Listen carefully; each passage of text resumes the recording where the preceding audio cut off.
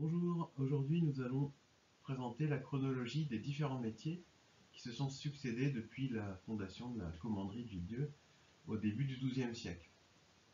Alors il y a d'autres vidéos dans lesquelles je parle de cette fondation, mais pour rappeler rapidement, c'est une commanderie hospitalière fondée par l'ordre de Saint-Jean de Jérusalem, et cette ville, qui va être développée au XIIe siècle, va rapidement se spécialiser dans la fabrication d'objets en cuivre et ses différents alliages, ensuite se développer jusqu'à la Révolution française où les ordres de chevalerie sont supprimés et où Villedieu va redevenir une ville comme toutes les autres villes de France.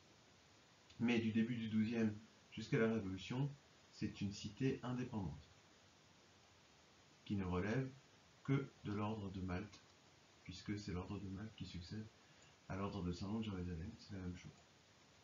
Alors, on repart au début de l'histoire de la ville avec la fondation d'un petit bourg qui va développer un artisanat de poêlerie. Alors cet artisanat, il est tellement important, cet artisanat donc du cuivre, d'objets culinaires en cuivre battu, ça c'est la poêlerie de Villedieu. Il est tellement important cet artisanat qui va façonner la ville elle-même, puisque vous le savez, Villedieu possède une quarantaine de cours-ateliers. Alors ce nombre a fluctué en fonction des siècles, mais ces cours-ateliers sont typiques de notre ville parce que ce sont des cours dédiés au travail du cuivre et à la vie de ses ouvriers, puisqu'en fait on habitait là où on travaillait là où on habitait. Alors sur la petite vignette, on a Monsieur Picot qui est en train de faire le pâtenotage, c'est-à-dire qu'il est en train de marteler la poêle à bouillie de Villedieu, qui donc lui apporte sa touche finale. Alors la poêle de Villedieu, donc, qui a donné son surnom à la ville, Villedieu-les-Poêles, c'est un bassin en laiton. Le laiton, c'est du cuivre plus un petit peu de zinc. Ça donne une couleur dorée à l'alliage. En fonction de la quantité de zinc qu'il y a dedans, c'est une couleur plus ou moins proche de l'or. Mais c'est pas de l'or, bien entendu. Cette poêle à bouillie, elle a été fabriquée à des dizaines de milliers d'exemplaires à Villedieu. C'est un objet culinaire dans lequel on faisait la bouillie de sarrasin, qui a été pendant très longtemps la nourriture de base des paysans et des ouvriers de l'Ouest. Le sarrasin n'est pas l'apanage que des Bretons, le sarrasin c'est le blé noir. Ça a été aussi une des nourritures de base de nos contrées. Et pour pouvoir la cuisiner, cette bouillie, eh bien, on disposait de ces espèces de plats dans lesquels les gens venaient se servir. C'est des espèces de poêles qui restaient dans l'âtre pendant toute la journée, et on venait s'y servir avec sa cuillère à bouillie, qui est un objet que les Sourdins connaissent bien, les habitants de Villedieu, puisque c'était un des objets fétiches de entre guillemets, la cuisine médiévale et moderne de nos prédécesseurs. Alors cette poêlerie va se répandre sur des siècles de travail du cuivre et donc du laiton.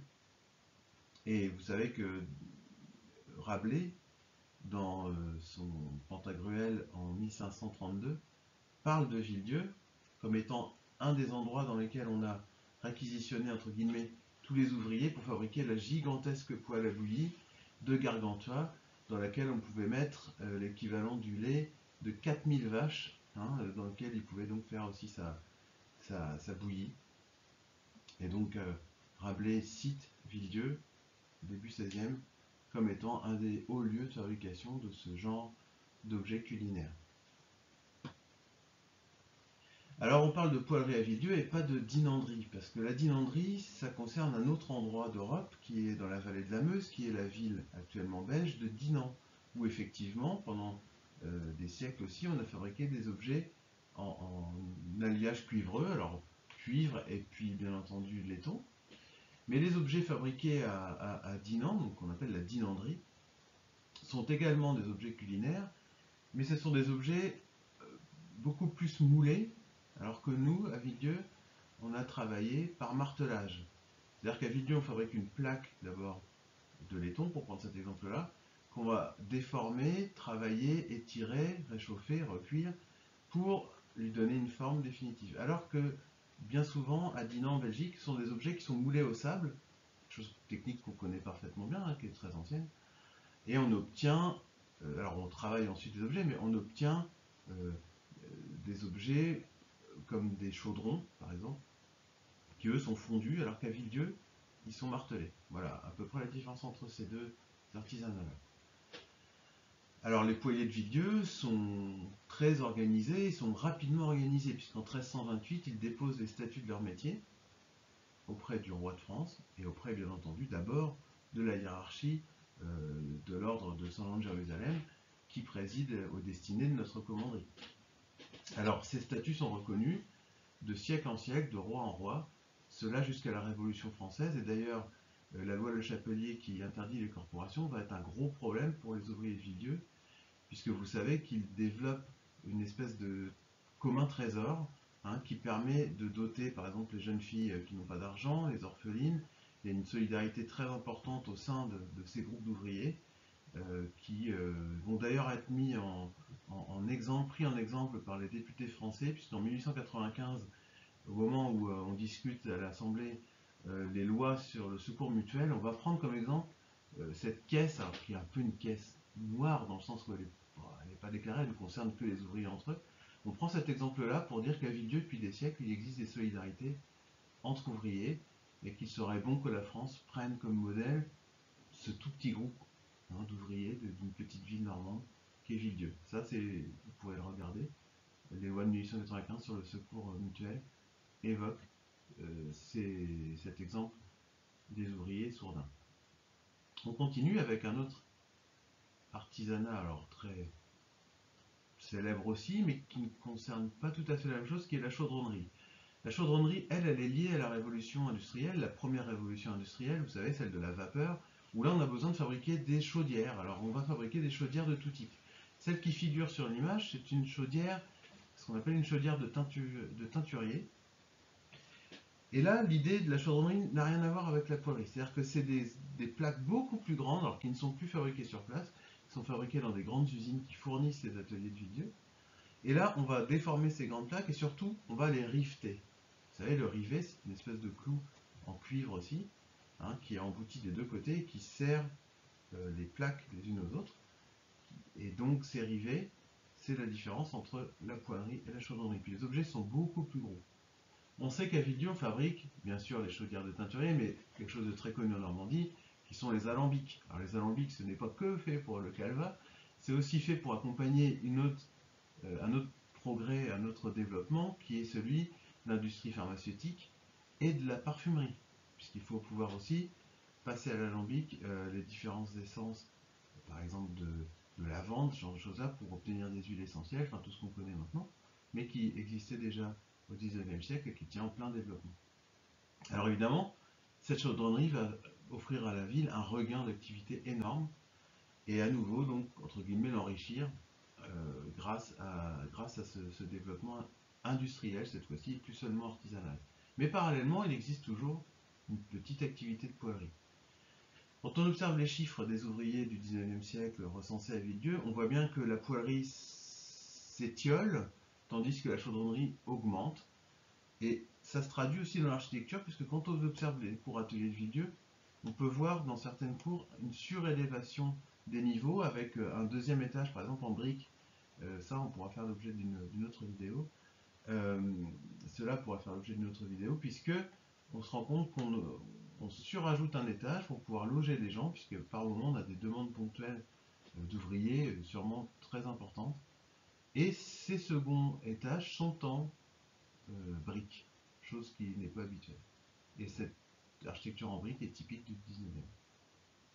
On continue avec une activité en fait qui accompagne toute cette activité du cuivre et de ses alliages, qui est la fonderie. Alors la fonderie, ce n'est pas que la fonderie de cloche. Bien entendu, la fonderie, c'est d'abord, on récupère dans les ateliers tout le métal qui tombe au sol, et on va avec ce métal fabriquer d'autres alliages, alors pas forcément très qualitatifs, mais qui suffisent à faire fondre des objets, par exemple des objets liturgiques, des piques cierges, les torches qu'on appelle les torches, des vases d'église en métal, qui eux n'ont pas besoin d'être chauffés, donc on va créer des alliages dans lesquels on va mélanger du laiton, un peu de cuivre, du plomb, des choses comme ça. On va obtenir, donc après un moulage au sable, ces objets qui vont être ciselés, décorés, souvent enfin, de façon très belle. Hein. C'est pas des objets qui n'ont pas de valeur, mais c'est des objets qui ne sont pas du tout de la même espèce que les objets culinaires, bien entendu, ou les objets de chaudronnerie. Ces objets décoratifs-là, ils ont un énorme succès, et Villedieu se spécialise aussi dans cette fabrication d'objets liturgiques. C'est quelque chose qui n'est pas très connu, et pourtant on en retrouve partout. Si vous allez à Honfleur, vous allez voir dans l'église Saint-Léonard un lutrin qui a été fabriqué pendant la Révolution française, et qui a été fondu par les Béatrix, qui a été une grande famille de Villedieu de fondeurs. Ce lutrin est en bronze, il est très imposant, et on a à Villedieu le positif, entre guillemets, de ce lutrin dans l'église Notre-Dame. Alors la fonderie, je vous dis, accompagne toute cette histoire. Et puis bien entendu, la très célèbre fonderie de cloche. Alors la fonderie de cloche, c'est pareil, c'est quelque chose qui n'est pas si ancien que ça, entre guillemets. Évidemment, quand on fait de l'histoire, on a une perspective très profonde, entre guillemets. Là, les fondeurs de cloches, c'est pareil, ce sont des personnes qui allaient fondre au pied des clochers. Et l'apport de Paul Havard, en fait, le fondateur de la fonderie de Villedieu, c'est de sédentariser ces ouvriers-là. Parce que j'ai fait démarrer cette frise assez loin, parce que dès le 16e, 17e, on sait qu'à Villedieu, il y a des fondeurs de cloches, des grandes familles. Vielle, Simon, tous ces gens-là, les Béatrix, tous ces gens-là sont depuis assez longtemps à Villedieu. Alors, ils font des itinéraires, entre guillemets, pour aller fondre au pied des églises. Et puis, ce qui va se passer, c'est que peu à peu, on va sédentariser ces ouvriers-là. Et vraiment, l'exemple type, c'est la création de la fonderie de cloche. La fonderie de cloche, elle est bâtie en 1865. C'est un gros four réverbère qui permet de brasser des grosses quantités d'alliage de bronze et donc d'obtenir des cloches d'importance, hein, chose qui est extrêmement rare à l'époque. Et l'ingénieur Paul Havard, donc, qui crée cette fonderie, la crée à Villedieu parce que le train, on sait que le train va arriver quelques années plus tard, il arrive en 1870, on sait que la ligne qui relie Paris à Granville va être achevée, ça il n'y a pas de problème. Donc il décide de créer ça à Villedieu parce qu'il sait qu'il aura des débouchés et par cette voie de chemin de fer. Et d'ailleurs, au départ, il ne devait pas construire la fonderie là où elle est actuellement dans le centre-ville, il devait la construire dans des terrains proches de la gare. Mais ça a été plus facile de la construire à côté de chez lui, parce qu'il possédait déjà le terrain et qu'il a été plus aisé pour lui de construire cette énorme usine, parce que c'est quand même une usine, à côté de chez lui. Voilà. Mais non, ce n'est pas fini, car on oublie un artisanat qui pour nous, au musée, est très important, très peu connu, celui de la dentelle. Alors effectivement, celui de la dentelle, il est probablement un des moins connus de tous, et c'est bien dommage, mais c'est aussi lié à l'histoire, c'est-à-dire que c'est une histoire de femmes. Évidemment, l'histoire des femmes, c'est quelque chose malheureusement souvent mis de côté, hein. Alors qu'à Villedieu, pour vous donner un ordre d'idée, au milieu du 19e siècle, il y a entre 500 et 600 jeunes femmes et femmes qui fabriquent de la dentelle à Villedieu. Alors, comment c'est né? Alors, vous savez que l'histoire de la dentelle, c'est une décision d'en fabriquer en France à l'époque de Colbert, puisqu'on essaie de fabriquer tout ce qu'on trouve à l'étranger à cette époque-là en France, dont la dentelle. Alors la dentelle, évidemment, elle est plutôt originaire de Venise, et on va, entre guillemets, la copier un peu partout en Europe. On va en faire un peu partout en Europe, dont en Normandie, curieusement, et à Villedieu. Alors pourquoi à Villedieu? Parce qu'on sait qu'on dispose, entre guillemets, d'une main-d'œuvre pas chère et aisée à mettre au travail, qui sont justement toutes ces jeunes femmes et femmes d'ouvriers. En plus, le grand développement de la dentelle au milieu du 19e siècle, alors je fais un résumé de toute cette histoire, correspond à une période où la poêlerie, je disais tout à l'heure, a des difficultés et la chaudronnerie commence à peine son développement. Or, au milieu du 19e siècle, c'est la pleine mode de la dentelle dans la mode parisienne et celle de province, bien entendu. Et là, il faut produire. Or, cette dentelle, on ne sait la faire qu'à la main à cette époque-là, donc il faut beaucoup de main-d'œuvre. Alors, qu'est-ce qui se passe à Villedieu? À Villedieu, contrairement à Bayeux et d'autres grands centres denteliers de Normandie, on a des factrices, des facteurs, c'est-à-dire des gens qui viennent passer commande auprès des ouvrières de Villedieu, des dentelières de Villedieu, et qui viennent ensuite ramasser leurs commandes, payer des personnes, et qui ramènent cette dentelle dans des villes plus importantes. Et entre guillemets, c'est là qu'elles deviennent, qu'elles sont valorisées. Elles sont valorisées du point de vue finalement de l'argent, hein, de leur prix, de leur valeur, puisqu'elles sont rachetées, revendues, et revendues parfois à Paris, à Caen, dans des grands centres, en tant que dentelle de ces régions-là. C'est-à-dire qu'en gros, Villedieu, c'est une sorte de mini Taïwan, hein, dans lequel on va sous-traiter ce que font de plus grandes entreprises. C'est un modèle qui ne nous est pas inconnu, bien entendu, mais qui est intéressant et qui historiquement pose un problème, puisqu'en fait on connaît beaucoup mieux l'histoire de Bayeux, Caen et des grands magasins parisiens que celle de nos ouvrières de Villedieu. En revanche, ce qui est formidable, c'est que ma collègue Virginie de Denis a beaucoup travaillé là-dessus. On a quand même beaucoup de témoignages, on a du matériel, on a un vocabulaire lié à la dentelle de Villedieu, hein, des mots particuliers, par exemple le bloqué de Villedieu, qui est le nom du fuseau. Un savoir-faire quand même qui a été transmis à travers les âges. Actuellement, nous avons encore à Villedieu une école de la dentelle qui est animée par Marine Lebois, qui réunit une trentaine d'élèves. Et puis d'un autre côté, au niveau du musée, on a la création par ma collègue Virginie de Denis de modèles particuliers de dentelle qui reprennent ce fond qu'on a de patrons, entre guillemets, ce qu'on appelle des cartes de dentelle qu'elle modernise et qu'elle met au goût du jour. Donc ce savoir-faire n'est pas perdu à Villedieu et c'est déjà une prouesse. Voilà, ce petit tour d'horizon est terminé, j'espère que ça vous a plu. Si ça vous a plu, ben, faites-le moi savoir et puis on continuera de commenter quelques petits PowerPoint comme celui-ci. Merci beaucoup.